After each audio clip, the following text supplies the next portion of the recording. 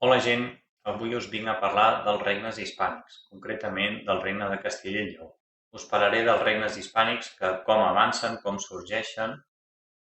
No em centraré en altres, venint a ser derivacions de la marca hispànica, però sí que us parlaré del regne d'Astúries i com evoluciona aquest. Així que anem a veure.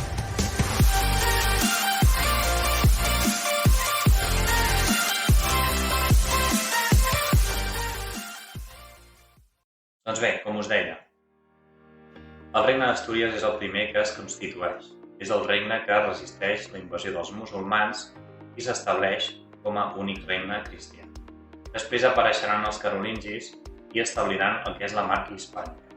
D'aquí sortiran bàsicament dos regnes, el regne d'Aragó i el regne de Pamplona, o més endavant el regne de Navarra, que canviarà el seu nom segons abans. El regne d'Astúries anirà ampliant territori, anirà conquerint territoris musulmans i el que passarà és que la seva capital canviarà, d'Oviedo cap a Lleó. Llavors es constituirà el regne de Lleó. Aquest regne, doncs, anirà guanyant territoris i crearà dos comtats més, el comtat de Portugal i el comtat de Castella. El comtat de Portugal hi haurà un moment en què s'independitzarà i s'establirà com a regne de Portugal. El regne de Castella també s'independitzarà, però, en canvi, a diferència de Portugal, el regne de Castella i Lleó s'aniran juntant i dividint al llarg dels anys, bé per casaments o bé per herència.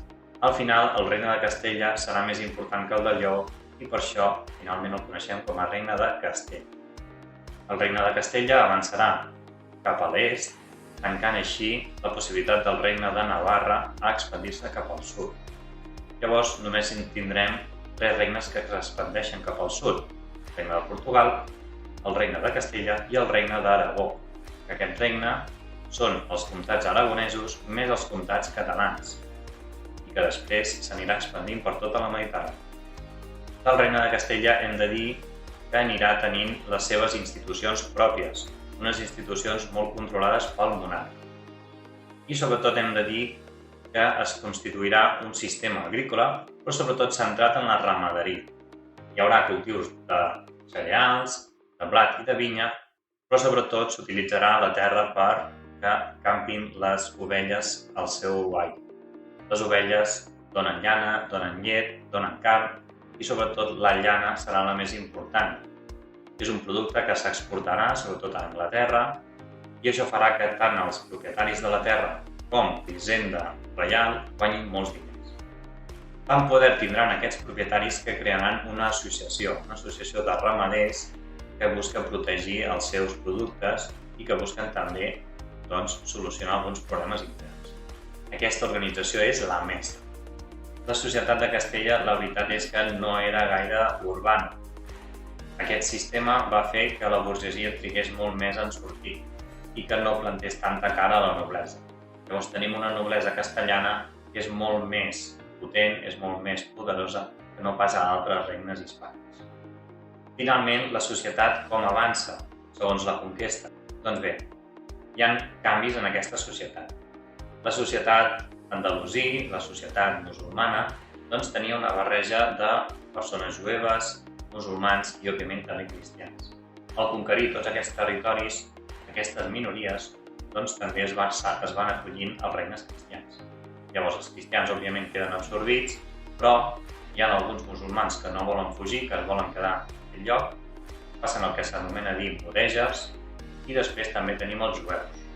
Quedaran separats i, òbviament, pagaran uns impostos especials, però són persones que participaran no només en la construcció, en l'art, sinó també en la societat espanyola.